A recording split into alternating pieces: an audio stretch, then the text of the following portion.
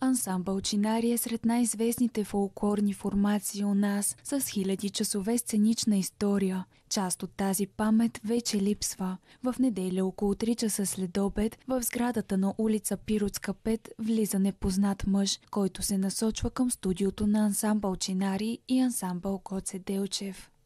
Влиза точно тук, стои около 20 минути, съвсем обезпокоявано, разбива вратата, разбира се, която е заключена, стои, избира си какво да вземе като дребна електротехника, взима всички хард дискове с цялата интелектуална информация. Взима и доста периферна техника, като звукови карти, бежични микрофони, няколко, дигитален пулт.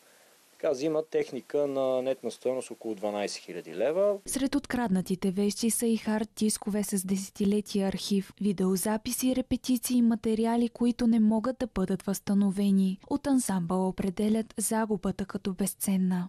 Архиви, години от история, години от много работа на много видове артисти, професионалисти в областта и честно казано, за мен това е по-тежката загуба. Архива, историята, това няма кой да го замени.